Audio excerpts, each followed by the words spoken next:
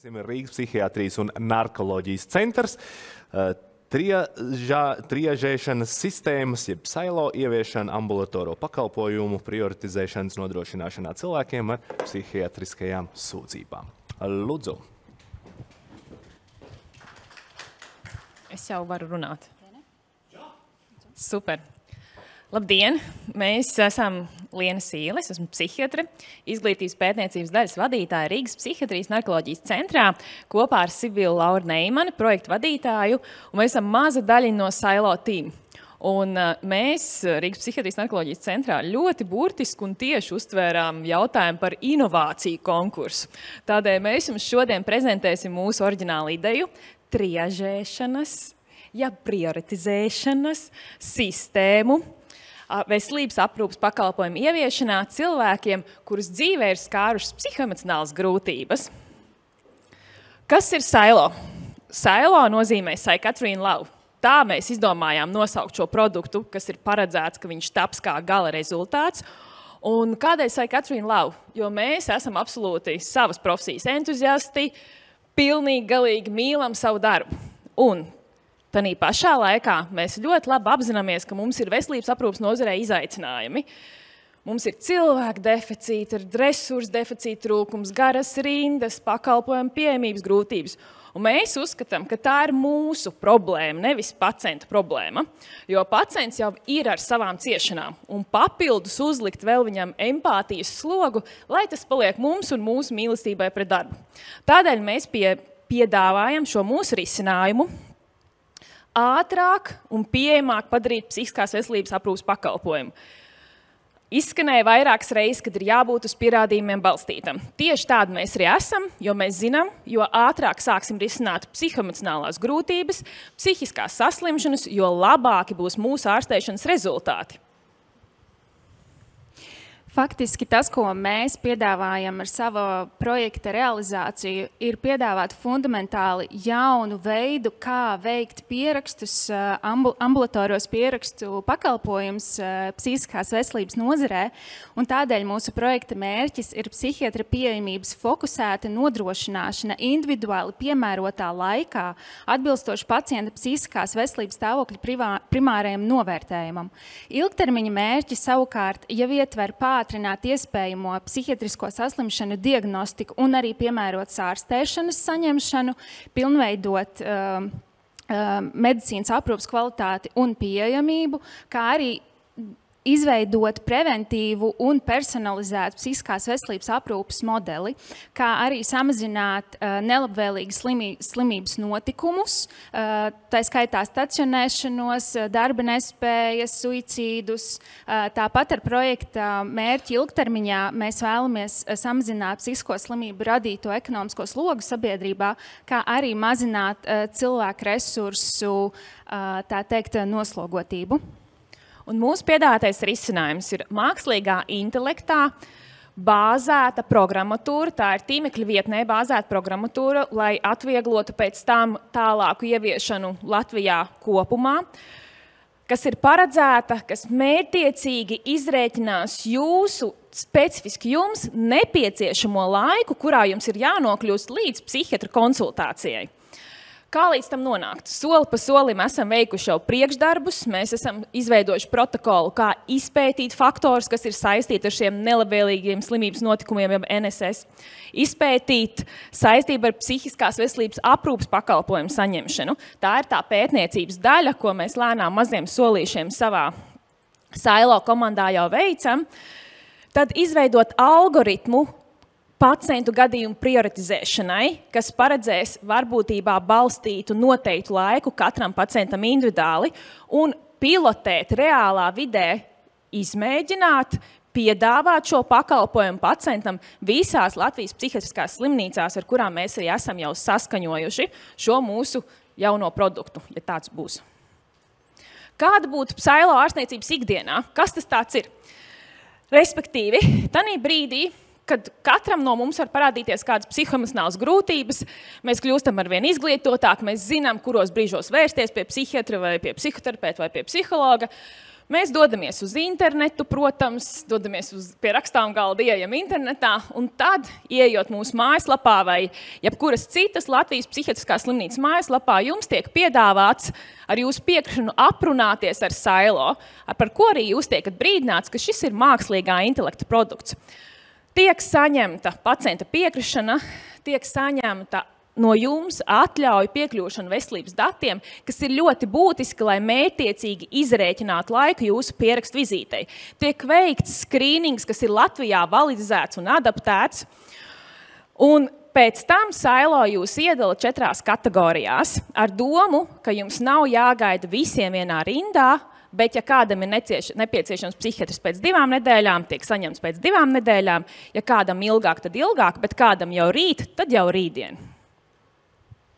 Jā, faktiski šī projekta ietvaros izstrādātais algoritms un triāžu sistēma būs inovatīvs risinājums gan Latvijas veselības aprūpes sistēmā, gan Eiropā, jo, lai arī veselības aprūpē tiek izmantots mākslīgais intelekts, tas bieži vien izmanto vienu no vairākām komponentēm. Savukārt Sailo tiks izmantotas visas 3 no galvenajām komponentēm, proti noteiktas pazīmes un sakritības, tātad sistēma spēs noteikt šo diagnostisko komponenti, tāpat arī prognozēs nelabvēlīgu slimību notikumu risku un laiku, kurā pacientam ir jāsaņem šī palīdzība, lai izvairītos no šī nelabvēlīgā slimības notikuma, un tāpat algoritms noteiks nepieciešamo palīdzības veidu un sniegs arī rekomendācijas par tālākiem soļiem ar pacientu, kas ietver šo ārstēšanās komponenti. Un faktiski tātad projekta rezultātā ir zinātniski pamatota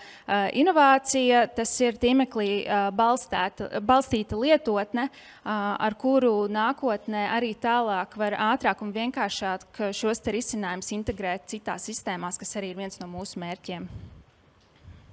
Un faktiski tātad pilotprojekta īstermiņa rezultāti ietver to, ka tiks izveidot šī datu bāze triāžu sistēmas izveidēji no kopumā 10 000 pacientu kartiņām, izstrādāts digitāls pacientu triāžēšanas algoritms, kurš tiks pilotēts 5 psihiatrijas slimnīcu ambulatoros centros. Tāpat mēs paredzam, ka augsta riska pacienti nonāk pie psihiatra ātrāk, tāpat noritēs saulaicīgāk saslimšanas diagnostika un ārstēšana. Un ilgtermiņā, protams, tas daudzējādā veidā uzlabos gan psihiskās veselības aprūpes kvalitāti, diagnostiku, ārstēšanas saņemšanu, samazinās šī darba nespēja dienu skaits, ekonomiskais ieguvums arī ir ļoti ievērojams. Līdz ar to pacienti ārstējas vairāk ambulatori, nevis stacionārā, un ieguvumu ir ļoti, ļoti daudz. Un pabeidzot slaidu par ieguvumiem, pavisam noteikti mēs redzam, ka ieguvumi ir abām mērķu grupām. Tātad gan veselības aprūpe ir mūsu mērķu, gan arī pacients. Mēs ar šo inovācijas projektu mākslīgo intelektu censtos radīt personalizētu un preventatīvu psihiskās veselības aprūpes pieejamības triāžu sistēmu Latvijā. Paldies! Paldies! Paldies! Triāžēšana, prioritizēšana. Bet būs arī jautājums tādēļā, iespēja man paklupt. Sākam pirmais jautājums. Vai nav bail, ka tik svarīgi lēmumu pieņem digitāls rīks, nevis ārsts? Nav bail, jo šī ir cilvēka pāraudzīta sistēma. Mēs esam veikuši tā saucamo field research, jeb lauka izpēti, un visdrošākais risinājums ir, ka tā ir cilvēka pāraudzīta. Sailo ar jums aprunāsies, un tad nodos datus personālam. Personāls šī gadījumā būs māsa, kura tālāk izvērtējot piesaista psihiatru tūlīt un tagad. Sailo, tagad mēģiniet man izstāstīt, viņš būs gluži kā slikts chatbots, kuram ir standarti jautājumi, un viņš jebkurā gadījumā tev aizved pie tā cilvēka, jo tu netiec galā. Nē, tātad mēs jau arī daudz un dikti esam mēģinājuši uzzīmēt ainiņu, kas ir, pirmkārt, Sailo ir meitene, mēs tā vienojāmies, jo tā empātija un rūpes tomēr ir, tas būs tā svarīga lieta psihiatrijā. Saprotiet, tie neveiksmīgie stāsti ar chatboxiem ir balstīti uz lineāriem modeļiem. Atrod atslēgas vārdu, dod atbildi pēc atslēgas vārda. Sailo ir balstīts varbūtības teorijā, kurš pēc jūsu individuālā stāsta mēģinās atrast līdzīgu gadījumu starp 10 000 Latvijas gadījumu pielāgojot sagaidāmo rezultātu. Principā projektā jūs arī tos datus visus vadīsiet iekšā šos stāstus, ja? Jā, tieši tā. Es vēlētos vēl papildināt arī, ka Sailo tātad rezultātu norāda 4 kategorijās, vai psihiatra konsultācija varbūt šobrīd nav nepieciešama nemaz un sniegt rekomendāciju, kā rīkoties tālāk. Tāpat arī šīs ir 3 pakāpes, kad būtu nepieciešams saņemt konsultāciju, vai tas būtu 24 stundu laikā, 2 nedēļu laikā vai mēnešu laikā. Un tad attiecīgi arī, kad personāls saņem šo informāciju, viņi var izvērtēt arī un veikt pierakstu atbilstoši tam laikam. Par cik lielu pacientu skaitu mēs runājam? Jā, šis arī viens no mūsu field research uzdevumiem bija. Mēs jau patestējām mūsu internetu vidi un pat nekādu lielu publicitāti neveidojot, ielikām mūsu mājaslapā pacientiem atrodamā sadaļā pašaizpildes testus, šos te, kas ir validizēti. Un no 10. novembra līdz šodienai mēs jau esam saņēmuši 1100 atbildes. Līdz ar to mēs domājam, ja mēs arī par projekts iekļauj preses relīzi popularizēšanu, tiklīdz tas būs zināms sabiedrībai, mēs rēķinamies ar 2-3 tūkstošiem. Ar mērķtiecīgi iesaisti noteikti tas cilvēku skaits būtu liels, jā. Kādas tehnoloģijas vai jau gatavas platformas pielietosiet pacientu triažēšanai? Vai varēs pamainīt triāžas algoritmus un nodot citām slimnīcām pēc tam? Jā, šis ir ļoti svarīgi, ka šis tomēr ir, es negribu teikt tik tādus latviešu pieticīgi, negribās teikt vārdu patents, bet šīs algoritms ir patenta vērta ideja. Līdz ar to mums nav, un arī mēs arī sapratām, ka inovācija laboratorijā nav paredzēts izmantot gatavus produktus, un mums ir izstrādāta specifikācija, kas ir paredzēta iepirkuma veidā, uz kuru piesakoties programmētāji, izstrādātāji var šo te īstenot, bet pēc savu principu tā būs jauns algoritms. Un kādēļ viņš ir tīmekļa vietnē balstīts? Tieši tādēļ, lai mēs viņu varam adaptēt šīs dažādo sistēmu mājas lapās. Lai gan mums psihiatrijā mēs gaidām vienu apvienoto ekosistēmu, mums jau paredzēta vietiņa būtu viņam. Bet jums tad ir arī plānots tehnoloģija partneris? Iepirkumu rezultātā. Mēs esam izstrādājuši specifikāciju. Un tas plāns ir uz kādas bāzes taisīt, uz ChatGPT vai Gemini? Nē, vēlreiz atkārtošu, ka arī ChatGPT viņš jau izmanto gatavas frāzes, gatavu informāciju. Cilvēks ir unikāls. Un līdz ar to es vēlreiz pateikšu, ka tā ir varbūtības teorija, kas aprēķina iespējamo pēc iespējas vislīdzīgāko gadījumu. Tad ķeramies vienam karstam kartupelim, lielam zilonim klāt par šiem speciālistiem. Saka, tev vajag speciālistu pēc 2 nedēļām. Te arī diezgan daudz raksta. Būtiska problēma ir psihiatra pieejamība. Pēc 2 nedēļām man nav speciālists. Tam arī ir domāta šī sistēma, jo tagad pilnīgi visi cilvēki, kuriem gribās un kas ir labi un vajag, un mēs to redzam, ka mums pieaug ģeometriskā progresijā pieraksti, piezvanot, tiek ierakstīti vienā lielā rindā.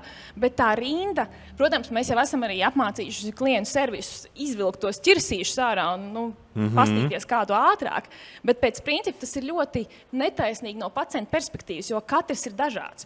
Līdz ar to speciālists sēž un vienkārši katru dienu ir arī pietiekami lielā pārslodzē strādā, bet pacienti nav satriežēti.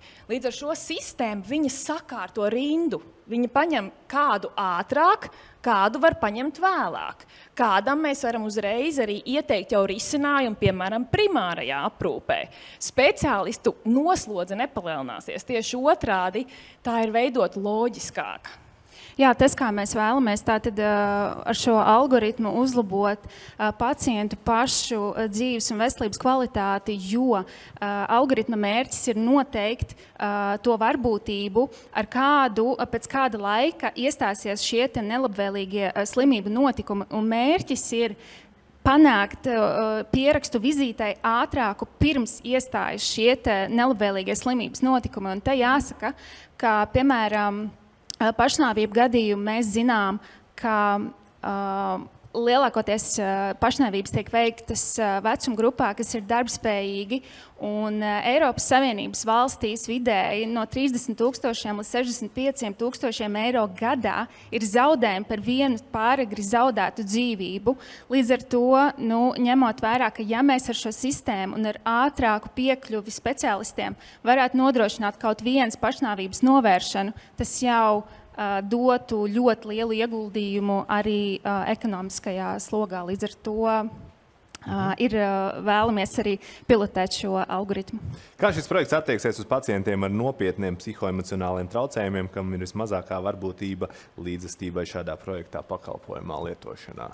Jā, tātad nopietniem, bet vismazākā līdzestība. Nu, tie, kas jādroši vien varbūt. Jā, šī gadījumā tātad šis, ko mēs cenšamies panākt? Mēs cenšamies panākt to, lai cilvēks, kurš grib nākt pie psihiatra, tiek pie psihiatra. Saprotiet, mums arī ir savu tomēr profesionālā kvalifikācija. Mēs ikdienā menedžējam savu darba stundas, kuras mēs veltam cilvēkiem ar nopietnām psihiskām saslimšanām, viņu līdzestības jautājumu risināšanā. Šī gadījumā šāds darbs nedrīkstētu pārmērīgi ietekmēt tos, kas paši grib nākt un saņemt palīdzību. Šeit nav domāts, ka tagad tiem, kuriem nebija līdzestības psihiskas saslimšanas dēļ, sāk sarunāties ar Sailo, varbūt sāk sarunāties un kļūst līdzestīgāk. Nevajag izslēgt šādu varbūtību. Šeit ir doma tieši atvieglot dzīvi tiem iedzīvotājiem, kuri vēlas saņemt palīdzību. Un ļoti daudz jautājumu ir tieši par datu drošību, sensitīvi dati, cik daudz jūs plānojat tur pacientam vajadzēs izpaust un kā nodrošināt, lai tas nenokļūst nekur tālāk. Jā, es varētu ilgi runāt par šo jautājumu un arī par juridiskiem aspektiem, jo mēs jau esam izgājuši cauri visādus, visa veida ekspertus, juristus, datu aizsardzību, preču zīmes reģistrācijas, teorētiskos variantus, ar cerību, ka varbūt viss notiks labi un būs optimistisks rezultāts. Par datu aizsardzību var pateikt, kas ir forši Sailo, ka tās ir slēgta melnā kaste, un mums Latvijai pieder algoritms, mums nav jāpērk licences, mēs viņus arī pēc tam netaisamies pārdot. Tas ir mūsu unikāls algoritms, kas pieder Latvijai. Līdz ar to tikai mēs paši nosakām, kas šī melnajā kastē ir. Sailo nav tieši saistē savienots ar informācijas sistēmām. Viņš apmācās, un pēc tam mēs viņu varam piemācīt klāt, bet viņš pats neņem datus brīvu plūsmā no šīm, kā piemēram tas, ko mēs varam iedomāties, uzreiz būtu e-veselība. Viņam tas nav atļauts. Viņš izaug, tad strādā, un tāpēc kādu laiku mēs viņu pamācam vēl.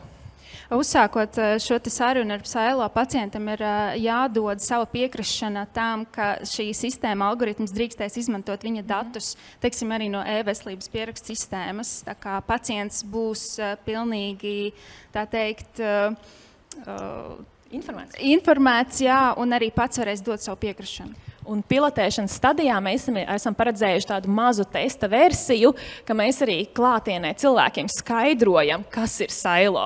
Un no šī balstoties mēs izveidojam šo cilvēkam vieglajā, saprotamajā valodā ievadu tekstu, kā jums paskaidrot, kas ar jums sarunāsies. Nu jā, tur būs komentārs, tas nebūs jautājums, bet es vienkārši iedomājos, ja ir internetā kāds jautājums, kur tev uzdot, tu dosies tālāk, bet atdos man veselības datus, tur būs diezgan jums jāstrādā, lai cilvēks uzticētos. Mums ir paredzēta arī ekspertu piesaist. Tieši tā. Jā, bet tas viss jums vēl priekšā, bet pastīsimies, kā mēs jutāmies šodien Luksaforā par tikko dzirdēto ļoti labi. Paldies jums! Paldies Par prezentāciju!